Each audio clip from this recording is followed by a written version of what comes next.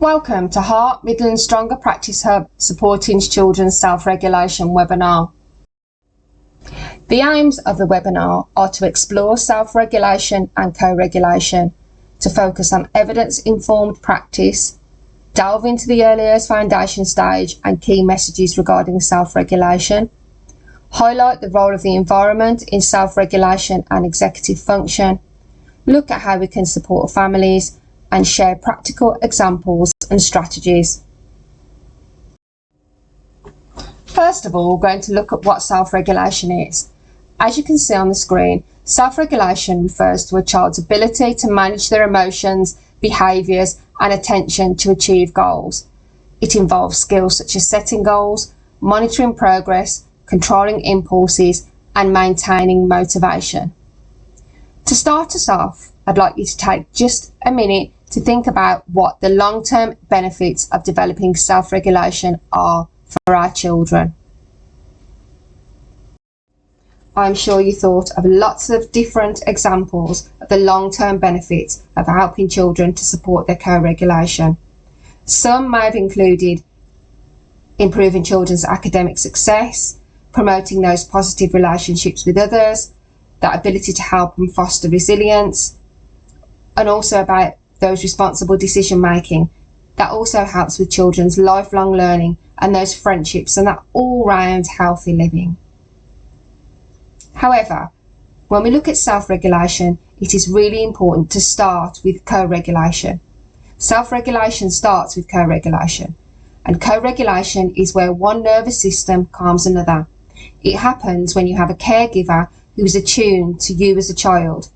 They can use their body, their tone and their pitch of their voice and their breath to anchor safety for you as a child and calm you down.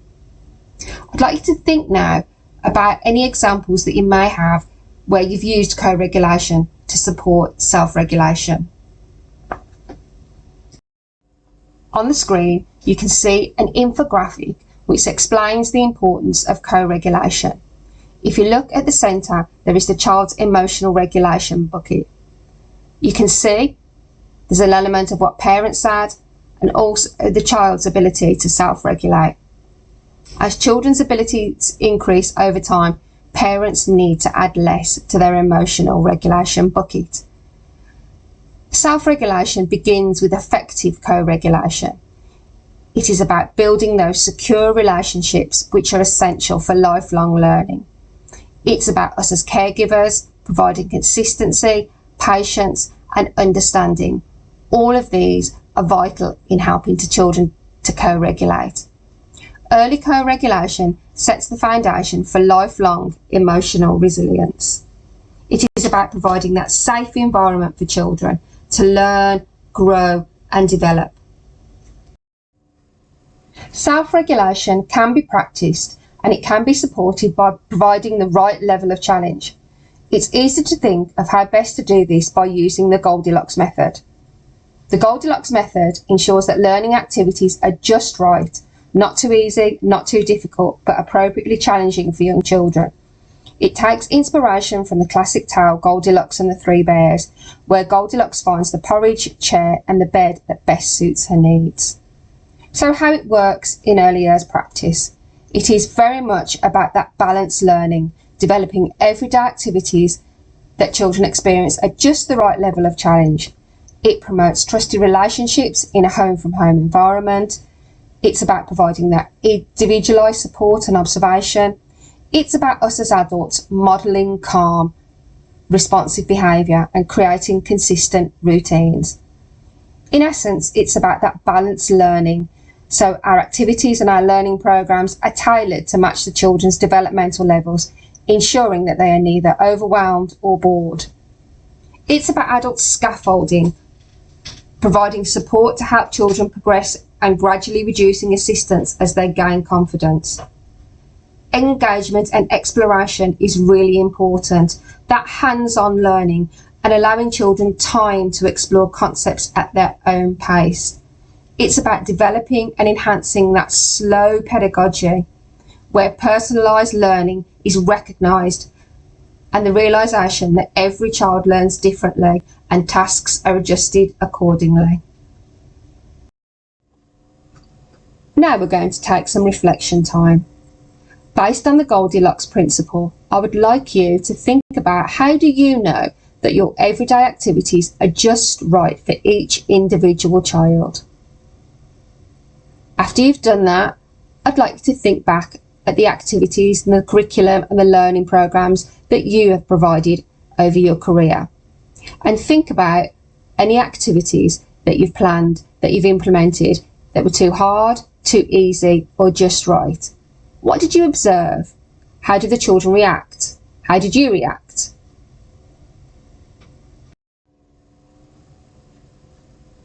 Next, we're going to look at specific research. We're going to look at the PEDAL Laying the Foundations Supporting Children's Self-Regulation research paper. By following the QR code on the screen or clicking, you can download the document. Research shows that each child develops in a unique way. Practitioners can use their professional judgment to gauge which elements of these skills a child may benefit from focusing on at different times. Children's self-regulation also benefits from some unstructured time, allowing children to play independently without adult involvement. It's about maximising space for them to work through challenges and find their own solutions when things are too tricky. To help and support, research shows that there are 5 areas of self-regulation. We're going to take a bit of time to look at these 5 areas and examples of how we can support each. As stated, the research paper can be found by following the QR code or clicking the link on the screen. The first element is being adaptable and flexible. It's about making sure that children have lots of opportunities for them to think in different ways and to approach tasks, considering problems from different perspectives, and be flexible and embrace changes in situations and routines. It's about making sure that children have access to materials that might help them to solve problems. So, for example, how could they fix 2 boxes together? Could they use tape, scissors, rope, glue, or string? It is really important that during everyday practice, adults and practitioners look out for opportunities for children to think about different solutions for problems. So, for example, they may have lost their jumper. Where would be the first place to look for it? Where did they last have it? 2 children may want the same toy, so it's about encouraging children to come up and solve their own solutions. Or a ball may be stuck in a tree. It's about children problem solving how to set it free. Also, when completing puzzles, building towers, or making train tracks, it's about us as practitioners encouraging children to think about what might happen if they put pieces in different places. The role of this is about us as practitioners supporting children to do things in a variety of different ways. So, for example, you could ask children different ways to show you 5 fingers, or different ways to build different types of bridges from blocks or other materials. The next element is having some control over behaviours and reactions. It's about supporting children to learn to control their behaviours and to stop or delay automatic and impulse reactions. However, as ever, the developmental age and stage of children needs to be recognised. As practitioners, we can look to play games that require children to focus their attention and inhibit or delay a response. So, for example, freeze games or Simon Says. We can look to embed opportunities for children to practice behavioural and motor impulse control within day-to-day activities. So this could be asking children to jump or clap to a given number and then stop. Further examples are about embedding opportunities for children to take turns in pairs or in groups. This can be whilst reading a story or playing a game or counting out loud. We can use transitions between activities as an opportunity for children to practice inhibiting their behaviour. So, for example, at the end of the activity, ask the children to stop what they are doing at the end of a countdown or a tidy up song. Next we have being mindful of experiences that happen in the moment. How do we as practitioners encourage children to think about the volume of their voice? How do we model active listening and active watching? How do we encourage children to be different animals during their role play, freezing and changing animals if they hear a bow? It's about how we can support children to be mindful of all experiences that happen in the moment. How do we help children to tune into their body sensations? How do we help children to describe how they feel on the inside and use their senses during everyday activities? So, for example, do we provide activities which focus upon children's breathing and the physical sensations? We'll look at this further in later slides, and we will share with you the Education Endowment Foundation's videos which will help and support you with this area. When looking at this area, it is important to think about sound walks in both the indoor and the outdoor environments. When do we do them? Do we do them in all weathers? It's really important that children really connect with nature. How does the wind feel on your cheeks? How does the rain feel on your hands? How does the snow feel on your feet as you're walking on it? What can you see? What can you hear? What can you smell? These are really important activities that we can use to encourage children to be mindful of experiences that are happening within the moment. Next, we have holding information in mind whilst doing a task, so your working memory. It looks at how we support children's working memory, and that's holding verbal and visual information in mind whilst doing a task. This can involve giving small cues and reminders and slowly building up tasks as the children's abilities develop. A side note here is your working memory is more than just remembering. It goes beyond straight memorization and involves actively doing something with the information that you've been given. So, for example, your working memory is involved in sequencing the steps in a story that have been mixed up, or following instructions that have an increasing number of steps at tidy up time. We can embed games into our everyday practice using our rhythm of the day, such as our routines. We can also promote the development of working memory by giving children a short set of instructions. We can also help by modelling our thinking out loud, so children can hear this richness of language. Lastly, we have playing independently. This focuses upon, during daily activities, how do we embed opportunities to discuss with children what they are planning? How do we support them to plan ahead independently and encourage them to make decisions about their work? How do we identify steps to achieve their goals and organise their actions in an intentional way? They may not always have the answers, but as their self-regulation develops, they will build on this foundation for talking about their learning. This could include the steps we need to make new friends, building in routines with a tidy up song. So, for instance, 5 minutes before transition, announce to the children that we will soon need to put away our activities. When children make a mistake, help them to try again and reflect on how to complete the task. It's about talking about step-by-step plans in our everyday practice. So, for example, during snack time, first we'll get our cup, then we'll get our jug, then we'll pour our milk, then we'll drink our drink. So all of these things help children talking about their step-by-step plans in everyday practice. Next, we're going to look at the Education Endowment Foundation's Early Years Evidence Store. On the Evidence Store, there is the Self-Regulation and Executive Function page. This area focuses on understanding how children control their emotions, thoughts and behaviours to achieve goals. It looks at executive function, including skills like attention, working memory, cognitive flexibility and control. The EF emphasises that strong self-regulation and executive function skills are linked to better academic outcomes and social and emotional well-being. Interventions often aim to develop these skills through targeted activities and setting strategies. By adopting these strategies, evidence shows us that children can make 3 months additional progress. The areas covered on the Evidence Store are creating and navigating change. This topic covers strategies for supporting learners and educators in adapting to change, whether due to curriculum updates, policy shifts, or personal circumstances. The EF highlight approaches that foster resilience, growth mindset, and flexibility, helping children effectively manage their transitions and new challenges. The second area is teaching self-monitoring and self-awareness. Here, the focus is on helping children develop the ability to observe and assess their own learning and behaviour. Techniques include self-assessment tools, reflection activities, and goal setting. The EF notes that enhancing self-awareness and self-monitoring can improve motivation, independence, and academic performance.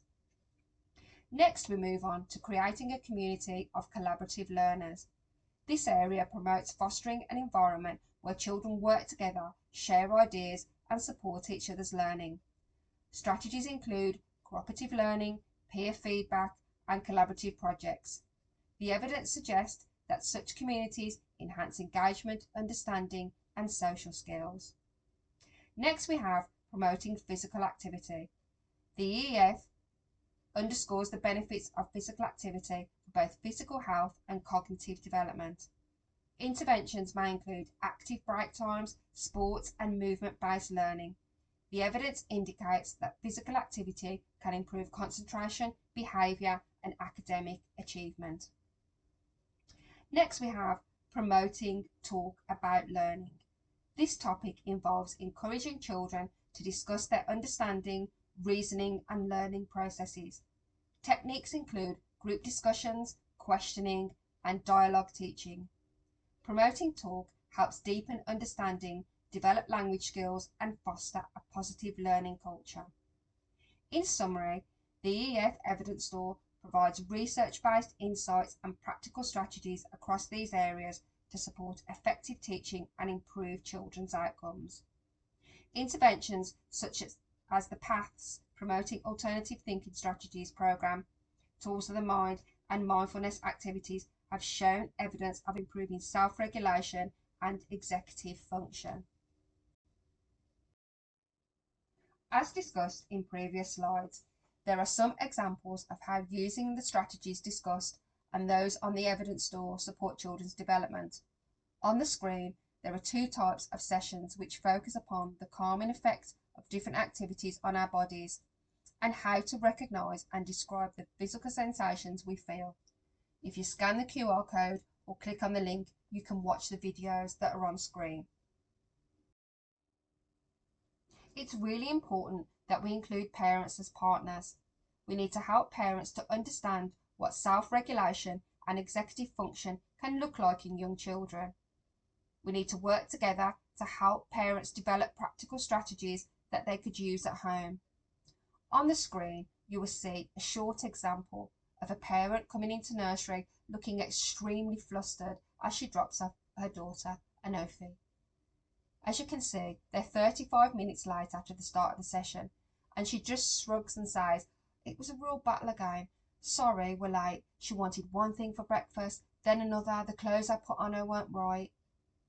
I'd like you to take some time now to reflect. What advice and what support could you give to Sinead to help Anofi self-regulate?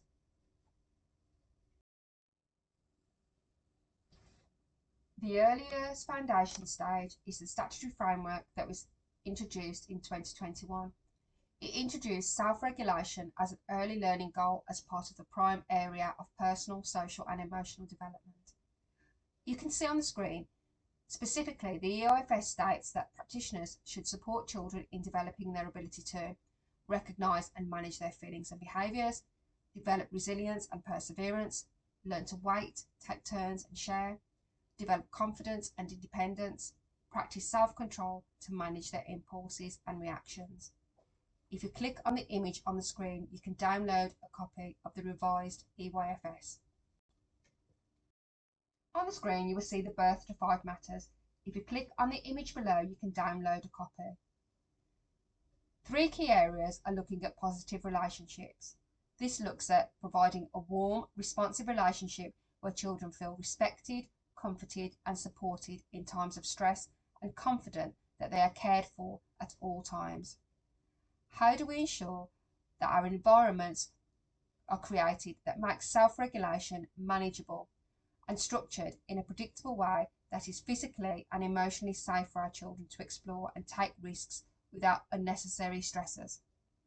When looking at learning and development, how do we teach self-regulation skills? Through modelling, suggesting and providing frequent opportunities to practice and scaffold to support children to use self-regulation skills. On the screen, you will see a blog that was written by the East London Research School in 2022, and it gives some food for thought on how we can use nursery rhymes to develop in this area. If you scan the QR code or click on the green link, it takes you directly to the blog. We would like to thank you for taking time to listen to our webinar. If you would like to find out more about upcoming events, please visit our Heart Midlands Earlier Stronger Practice Hub website. Thank you.